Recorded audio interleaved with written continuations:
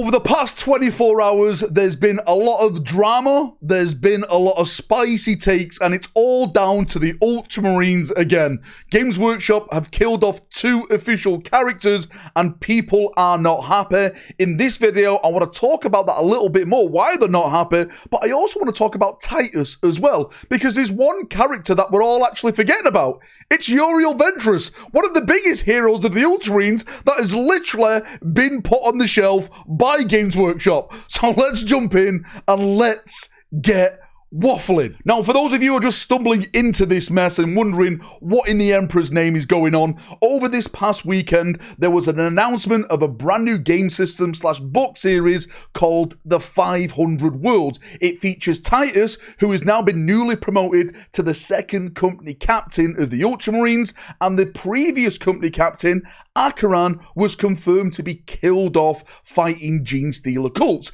But with Acheran's death, there was also another character they announced that died next to him, and that was Kairon, the Space Marine that we fought alongside in Space Marine 2, and the backlash from this from the fans is one which is causing some ripples online. And to be honest, I completely agree. Yes, there's some takes out there that welcome the death of Acheran and Kairon, like, yes, they finally killing known characters. This is something that Games Workshop doesn't normally do because they like to monetize future content potentially with models, etc. I can completely get that side of the argument, but the way they killed them off in a community article, which was basically a couple of paragraphs. I know Acheran can spare 3 good men, but they killed him off in 3 good paragraphs. Like, Kairon was like just 1 line more or less, like they promoted him to a lieutenant, and then boom, he died alongside Acheran fighting against those Gene Stealer cultists. And if you just strap yourself in for a second, because I'm going to engage rant rack,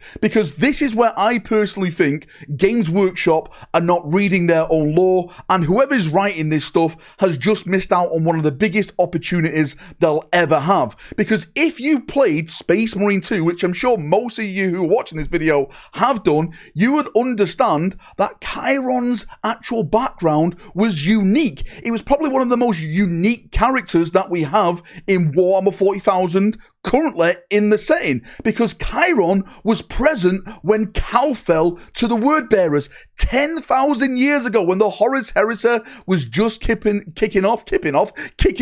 He was there. He watched the skies burn. He watched the Ultramarines be betrayed and stabbed in the back. Yes, he wasn't in the Ultramarines at that point. He was a child, but he was still present at one of the biggest events that has ever happened to the Imperium. Like, the uniqueness of that is that there's only one other character currently serving in the Imperium that also saw what Kairon saw, and that was the Primarch Guilliman himself. Like, this backstory that they built for this character was absolutely massive. It was unique. It was better than Gadriel's, who was like a sergeant and stuff. No, like, I'm not giving any salt to Gadriel at all, but he had a way more unique background than him, than just to promote him to like a lieutenant and then just simply kill him off in a couple of lines in an article. Like, you had so much background with this character, and I think that's why a lot of people, well, that's why I'm upset anyway, that's why we're all upset that this character was just wiped out, because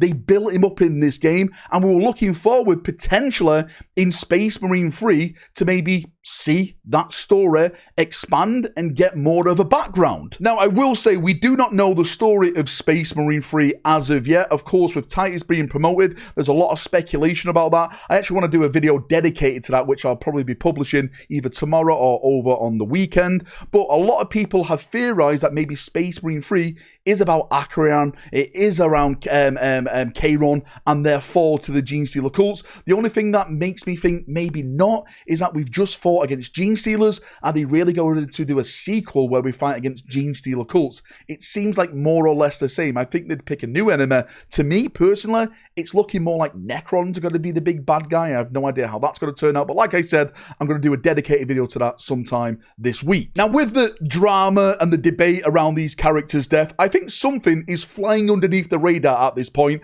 and it's Uriel Ventris. Now, we've been talking about Uriel Ventris on my channel for a while, because Ventris' model has been sold out online for the past couple of months, and myself and others in my community were convinced, oh, it's just going to be a rebox. It may be a Reebok still. But the more evidence I see with Titus's promotion, I personally think they may be shelving Uriel Ventris and putting Titus as the main poster boy for the Ultramarines and potentially the Space Marines, right? When you look at Titus, what he's become, I think the success of Space Marine 2 has literally just catapulted him now into the front of the audience because so many people recognize Titus from that game. There's been so many new people who've been brought into the IP because of Space Marine 2, and the only face they really recognize is Titus. So the other big characters around the Ultramarines, I think, may be suffering from his success. I just want to prove this point to you, okay, right? Put your eyes in the background right now. We've got a little bit of information, and this is all about Uriel Ventris. Now, this meme has been going around, and I think it's absolutely hilarious. So it states here, Uriel Ventris, he was the captain, or should I say, he is the captain of the Ultramarines 4th Company. He's also known for bending the rules of the Codex. He also got ratted out by a subordinate whose name begins with L. Leachus, am I pronouncing that right? I probably haven't, like I don't pronounce anything right. He gets exiled from the chapter, is welcomed personally by Calgar on his triumphant return, was almost killed by a Carnifex, but saved at the last second. He served in the Death Watch, to survived a brief trip to the Immaterium, and has beef with the Nightbringer. You can go and read all these books. Graham McNeil did it. I'm actually starting the Uriel Ventris series myself right now, and so far I've been really enjoying it, but it's all out there. This is like old school Space Marine lore. Now let's expand this picture, okay? Let's go into this a little bit more. Look at this. It's Captain Titus of the 2nd Company. Wait, hang on. That pose looks a little bit the same. What's going on here? Right? I've got questions already. So it states, Captain Titus is the captain of the Ultramarine 2nd Company, known for bending the rules of the Codex, gets ratted out by a subordinate whose name begins with L, Leandros, gets abducted from the chapter, is welcomed personally by Calgar on his triumphant return, was almost killed by a Carnifex, but saved at the last second, also served in the Death Watch, survived a brief trip to the Immaterium, and is about to have beef with the Nightbringer, because that is the current storyline that we're going to see within the 500 world. These characters are basically just mirror images of themselves. Like, when you put it into context like this, you're like, wait, what? Captain Titus is literally just Ventris, but just a new version of him. It's like, where are the original ideas? Where have they gone? Like, these characters are more or less the bloody same. I really do have my fingers crossed. I really do hope that Uriel Ventris does return. Hopefully he does get new lore. Hopefully he's not going to be outshined by Titus in the future. But with the way that Games Workshop's doing, you know, it's all about the popularity. It's all about what sells at the end of the day. And at the end of the day, Space Marine 2 sold fantastically well, and Space Marine 3 is going to probably sell fantastically well as well. So yes, I can definitely see Titus becoming the main poster boy. There is a little bit of a debate at the moment. Will they make Titus the chapter master of the Ultramarines at some point? And you know what? Within the next 5 to 10 years, maybe they will. What does that mean for Calgar? Well, Calgar will probably get a new model then, right? Dreadnought Calgar. I'm telling you, right? It's written in the sands right now. They're going to basically kill off Calgar. They're going to put him into a Dreadnought. You're going to have an Ultramarine, ancient, badass Calgar Dreadnought, and Titus is going to ascend to the chapter master of the Ultramarines. It is all about to happen. Write it down, clip it.